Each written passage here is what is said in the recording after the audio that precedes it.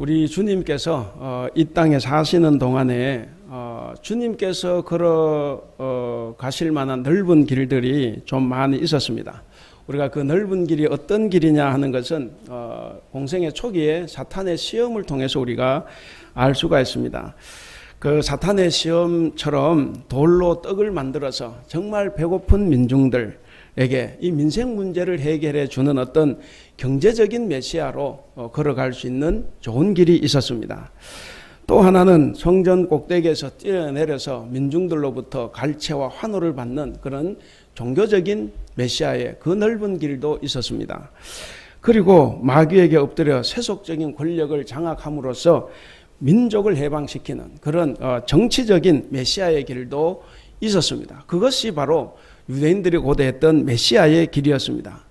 그런데 주님께서 걸어가신 메시아의 길은 그런 길이 아니었습니다. 좁은 길, 십자가의 좁은 길이었습니다. 그 좁은 길만이 유일한 생명의 길이 되기 때문에 그렇습니다. 넓은 길은 걷기가 수월합니다. 그리고 재미있습니다. 많은 사람들이 그쪽으로 걸어가기 때문에 그래서 안심이 됩니다. 그러나 결국에 가면 그 길은 멸망의 길입니다. 우리는 생각할 때 넓은 문으로 간 사람은 믿지 않는 사람, 좁은 길로 걸어간 사람, 우리 믿는 사람 이렇게 이야기하지만 그것이 아니고 믿는 사람들 중에 대부분의 사람들은 넓은 길, 멸망의 길로 간다는 거예요. 그래서 우리 보고 긴장하고 신앙생활 잘 하라는 말씀입니다. 그렇기 때문에 주님은 이 길을 앞서 가시면서 제자들에게 말씀하셨어요. 제자들에게 자기 십자가를 지고 나를 따르라 이렇게 명령하셨습니다. 자기 십자가를 지고 따르는 그 길이 바로 영생의 길이고 생명의 길이고 구원의 길이고 그 길이 영광의 길이었기 때문에 그렇습니다. 그러나 하나님의 나라를 이루고자 원하셨던 이 예수님의 간절한 염원은 사람들의 완고함 때문에 다 거절당하고 묵살되고 말았습니다. 누가 예수님의 그 간절한 염원을 묵살했겠습니까? 바로 제자들입니다. 제자들은 주님 곁에서 주님을 따르면서 그 겸손하신 모습을 다 보고 배웠습니다. 그런데 그들이 묵살했습니다. 그리고 호숫가에서 들판에서 동네에서 회당에서 어디에서든 예수님의 말씀을 듣고 감동했던 바로 군중들입니다. 제자들은 끝내 자기들 가슴 속에 숨겨놓았던 이 권력욕을 다 드러내고 말았습니다. 그리고 군중들이 환호했던 그 환호성은 무력한 메시아라고 느껴지는 그 앞에서 금세 분노로 다 바뀌고 말았습니다. 그래서 순환주간에 우리가 바라보는 예수님의 모습은 애처롭기 그지 없습니다. 그러나 정말 애처로운 사람은 누구일까? 여러분, 예수님은 애처로워 보이지만 애처로운 분이 아닙니다. 왜 그러냐 하면 그분은 그래도 그 길이 작정된 길이에요. 예정된 길이었습니다. 비록 힘들고 고통스럽지만 그는 그 길을 가면 그 길 끝에는 부활의 영광이 기다리고 있습니다. 그렇다고 하면 정말 애처로운 사람들이 누구겠습니까? 바로 높은 자리를 탐했던 제자들입니다. 그리고 예수님을 거칠게 몰아세웠던 군중들입니다. 예수님을 죽이려고 했던 이 종교 지도자들이었습니다. 사악한 독재자 헤롯이고 그리고 비겁한 정복자 빌라도입니다. 예수님의 제자들은 스승의 마음을 몰라도 한참이나 몰랐습니다. 제자란 말을 그리스어로 배운다, 찾아낸다, 발견한다 라는 이 뜻을 가지고 있습니다. 그러니까 뭡니까? 제자는 스승을 배우고 스승을 찾고 스승을 발견하는 사람입니다. 한마디로 제자는 스승을 잘 따라가는 사람들입니다. 그런데 예수님의 제자들은 잘 따라가지 못했습니다. 모든 것을 버리고 그들은 예수님 따랐다고 과거에 예수님께 말했습니다. 마태복음 19장 21절에 보면 베드로가 예수님께 그 말씀을 했죠. 우리가 모든 것을 버리고 주님을 따랐는데 그러면 우리가 무엇을 얻겠습니까? 이 사람들이 자기가 다 버렸다고 했지만 실제로 모든 것을 다 버리진 않았어요. 예수님 십자가에 달려 돌아갔을 때 이들은 다시 생업 현장으로 다 돌아갔습니다. 그러니까 다 버린 거 아니에요. 정말 못 버린 것은 뭡니까? 자기입니다. 자기의 의예요. 그러니까 이것을 버리지 못했습니다. 그러니까 십자가가 아니라 이들은 바로 영광과 보상을 그들은 원했고 그것을 기대했습니다. 평소에도 늘 그랬는데 오늘 본문상 보시면 이제 내일이면 예수님께서는 십자가를 지십니다. 내일 십자가를 지실 예수님과 마지막으로 함께 앉아서 예수님께 지상에서 마지막 식사를 하고 있는 이 자리에서까지 제자들은 누가 더 크냐? 이것을 가지고 서로가 싸우고 있습니다. 정말 한심한 제자들이 아닌가 생각을 해봅니다. 여러분, 제자들은 예수님과 3년 동안 공생애를 함께 했습니다. 그럼에도 불구하고 자기를 버리는 것을 하지 못했습니다. 자기 십자가가 무엇인지 잊어먹고 생각도 하지 않습니다. 마찬가지입니다. 오늘 우리도 자만하지 말고 이 점을 깊이 생각해야 합니다. 성도 여러분, 저와 여러분은 예수님의 제자들이 맞습니까? 우리는 다 제자들입니다. 그렇다면 우리는 우리 자신을 부인하고 우리의 십자가를 지고 예수님을 따라가야 합니다. 여러분, 자기를 부인하는 것이 뭡니까? 그것은 내 중심이 아니라 이제는 하나님 중심, 예수님 중심으로의 변화를 말합니다. 그 변화는 바로 예수님께서 기도로 가르쳐 주셨던 내 뜻대로가 아니라 아버지의 뜻대로 되기를 원하는 겁니다. 바로 그것이 자기를 부인하는 것입니다. 우리는 하나님의 뜻이라고 말을 합니다. 하나님의 뜻이라고 말을 하는데 근데 매사에 내 뜻대로 자기 고집대로 살아갑니다. 신앙생활을 10년, 20년, 30년, 40년, 60년, 70년을 해도 내 완고한 고집을 내려놓지 못합니다. 우리는 변화시켜야 됩니다. 우리는 이 문제를 결코 쉽게 생각해서는 안 됩니다. 그러면 십자가를 진다는 것은 무엇이겠? 자기 십자가는 무엇을 말하겠습니까? 십자가는 뭔지 다 알죠. 사형틀입니다. 사형 집행틀인데 그러니까 그것을 우리가 해석을 해보면 자아가 깨지는 거예요. 내 자신이 깨지는 겁니다. 내 의가 깨지고 예수님과 함께 십자가에 못 박히는 경험을 하는 것입니다. 그래서 바울은 말했습니다. 예수님의 사람들은 육체와 함께 정욕과 탐심을 십자가에 못 박았다. 그리고 나는 날마다 죽노라. 매일매일 자신을 십자가에 못 박아 죽였다고 고백을 합니다. 오늘 본문에 보시면 제자들의 두 모습이 나옵니다. 24절부터 30절까지, 그 다음에 31절부터 44절까지, 34절까지 이렇게 나오는데 보면은 첫 번째 부분에서는 이 최후의 만찬 자리에서 서로 자리 다툼을 하는 이야기예요. 그리고 두 번째 부분에서는 예수님께서 베드로 너가 나를 3번 부인할 것이다 라고 경고하는 말씀이 나옵니다. 자, 예수님의 제자들은 지상에서의 마지막 만찬에서 지금 무엇을 하고 있느냐 하는 겁니다. 그런데 오늘 본문 앞을 보면 그 22절에 보시면 예수님은 이 만찬 자리에서 너희 중에 누군가가 나를 팔리라 이렇게 말씀을 하셨습니다. 그래서 제자들은 잠시 술렁술렁 했습니다. 과연 그가 누구냐? 누가 스승을 파느냐?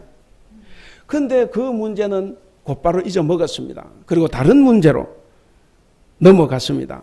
정말 엉뚱한 문제로 다투기 시작했는데 그것이 뭡니까? 오늘 본문이에요.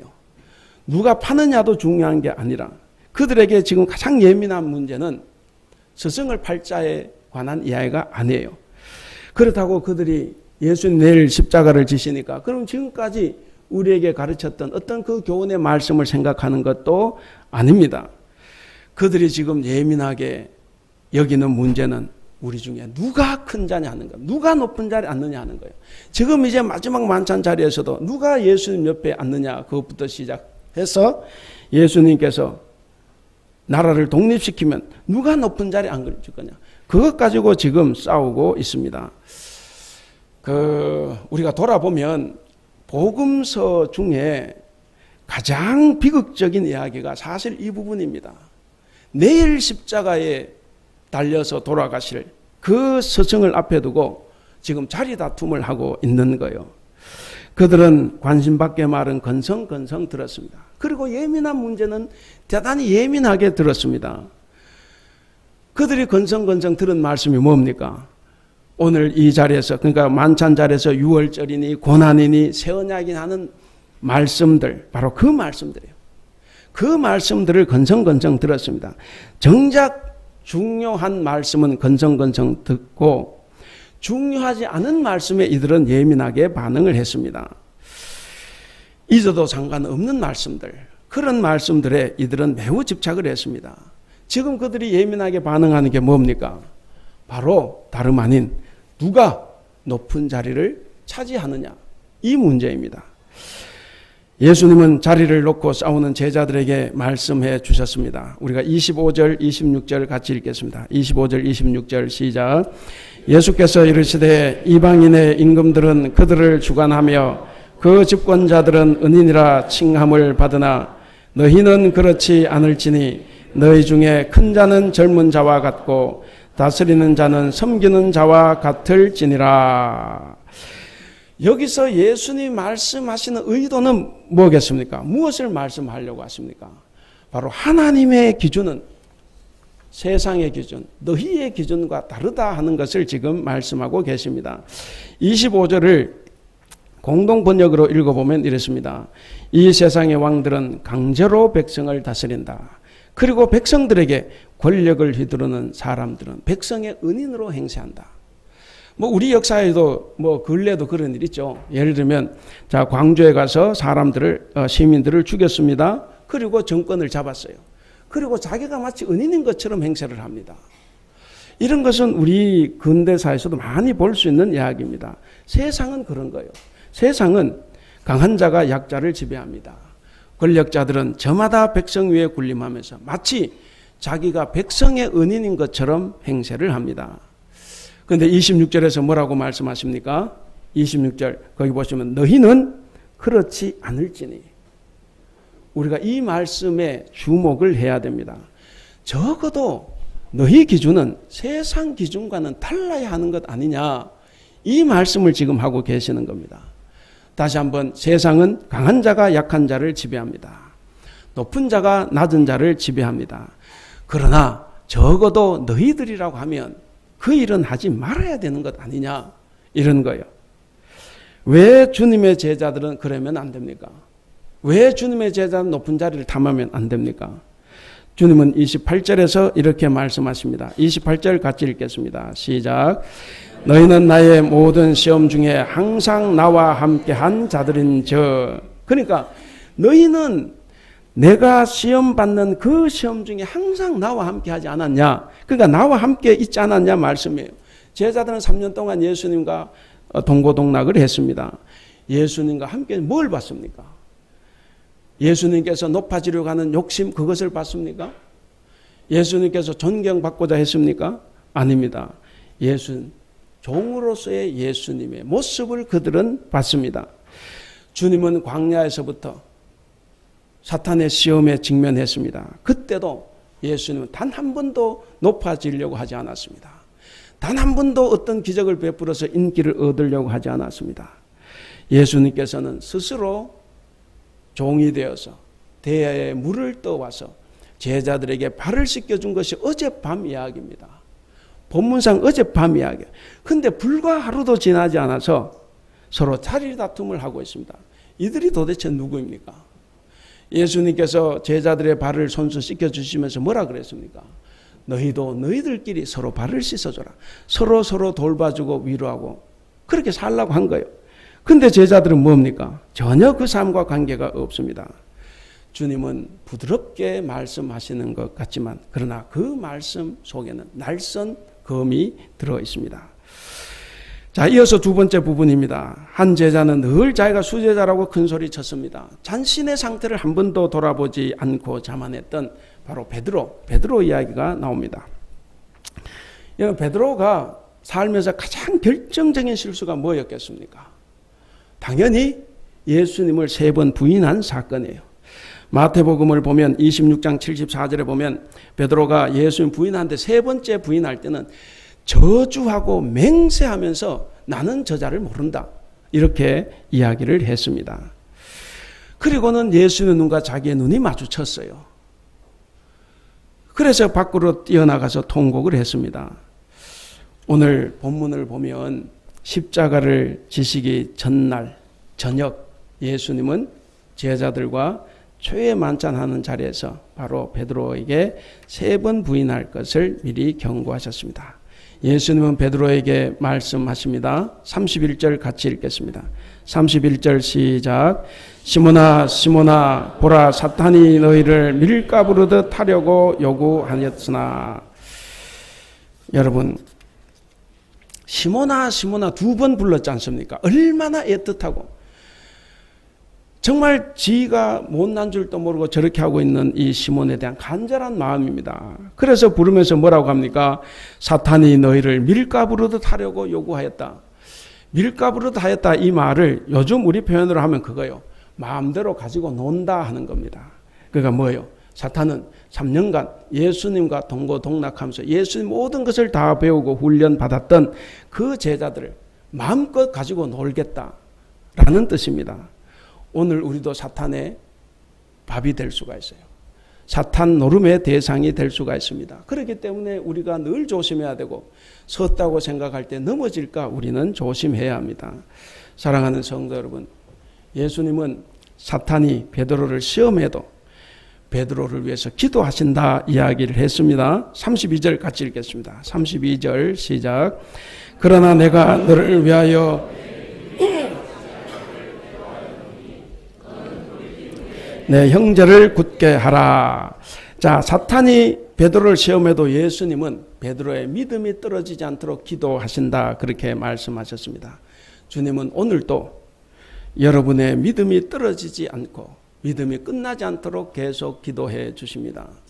오늘 우리가 이 자리에 나와 앉아 있는 것, 내 의지로 와 있는 것 같지만, 그러나 우리 주님의 기도, 우리 주님께서 이 믿음이 끊어지지 않도록 기도하기 때문에 우리가 이 자리에 나와 있다고 고백합니다.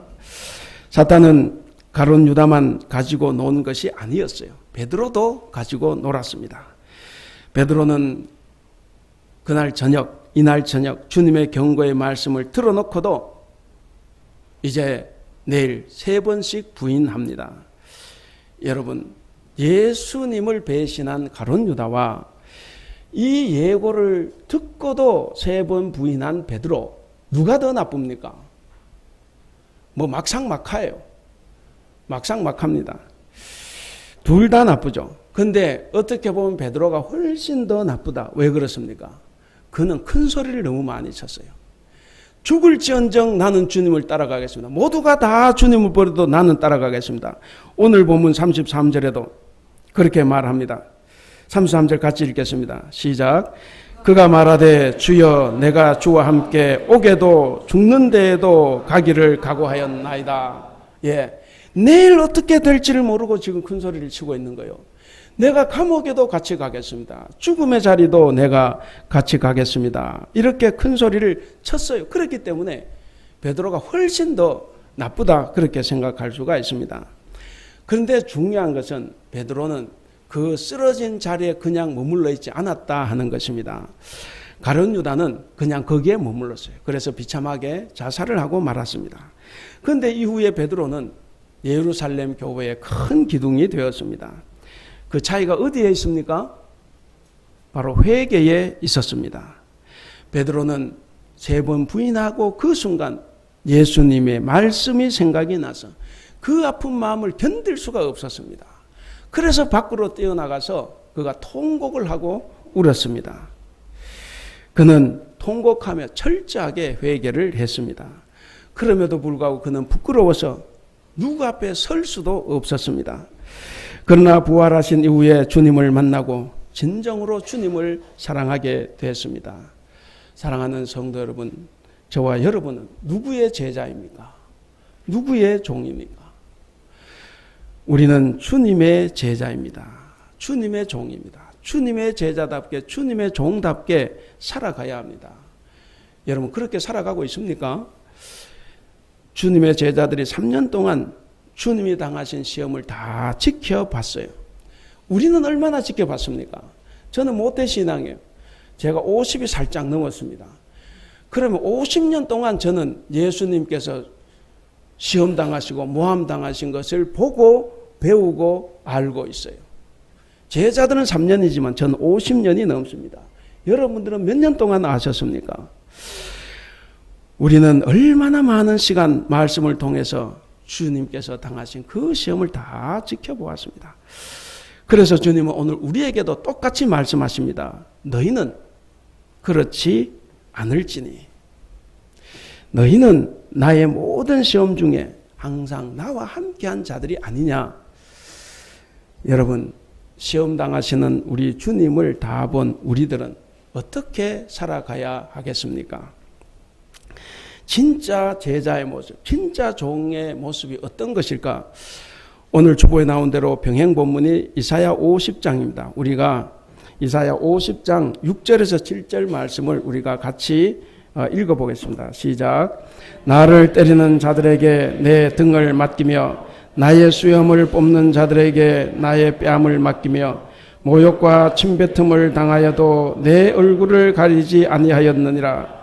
주 여호와께서 나를 도우심으로 내가 부끄러워하지 아니하고 내 얼굴을 부싯돌 같이 굳게 하였으므로 내가 수치를 당하지 아니할 줄 아노라. 이것이 진짜 종의 모습입니다. 이 말씀은 우리가 아는 대로 제2 이사야서에 나오는 종의 노래로 알려진 유명한 본문입니다. 우리는 이 노래에서 바로 모진 모욕을 당하는 한 종을, 가련한 종을 우리가 봅니다. 그 종은 때리는 자들에게 등을 맡겼습니다. 자기 수염을 뽑는 자들에게 뺨을 맡겼습니다. 침을 뱉는 자들에게서 얼굴을 돌리지 않았다고 이야기를 합니다. 그는 모욕을 당하면서도 마음 상해하지 않았습니다. 이 종이 누굽니까? 바로 예수 그리스도입니다. 어떻게 그 종은 그런 수모를 당하면서도 그렇게 살 수 있었을까? 종이라서 감정조차 없었을까? 종은 4절 5절에서 이렇게 노래합니다. 4절 5절을 같이 읽겠습니다. 시작. 주 여호와께서 학자들의 혀를 내게 주사 나로 권관자로 도와줄 줄 알게 하시고 아침마다 깨우치시되 나의 귀를 깨우치사 학자들 같이 알아듣게 하시도다. 주 여호와께서 나의 귀를 여셨으므로 내가 거역하지도 아니하며 뒤로 물러가지도 아니하며. 이 종은 들을 줄 알았습니다. 들을 줄 알았기 때문에 배울 줄 알았습니다. 들을 줄 알았고 배울 줄 알았기 때문에 그는 말할 줄도 알았습니다. 들을 줄 알고 배울 줄 알고 말할 줄 알았기 때문에 그는 고난당하는 사람에게 위로가 될 수 있었습니다. 그는 종으로서의 자기 임무가 너무 소중했기 때문에 그것을 거역할 수도 없고 뒤로 물러서지도 못했다고 고백을 합니다. 그는 종으로서 살 수 있는 일을 이렇게 이야기를 합니다. 8절 9절을 같이 한번 읽어보겠습니다. 8절 9절 시작. 나를 의롭다 하시는 이가 가까이 계시니 나와 다툴 자가 누구냐? 나와 함께 설지어다. 나의 대적이 누구냐? 내게 가까이 나올지어다. 보라, 주 여호와께서 나를 도우시리니 나를 정죄할 자 누구냐? 보라, 그들은 다 옷과 같이 헤어지며 그들을 먹으리라. 우리가 세상과 같지 않아야 될 이유가 바로 여기에 있습니다. 우리는 시험 중에서도 우리는 주님과 한 길을 걸어가고 있기 때문에 그렇습니다. 주님이 지신 십자가를 나도 함께 지고 가고 있기 때문에 우리는 세상과 같지 않아야 됩니다.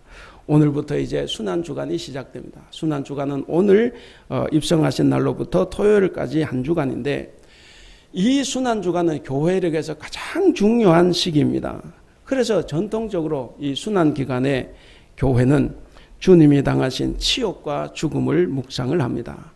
그러면서 마지막 한 주간 주님과 함께 주님을 따라 걸어가게 됩니다.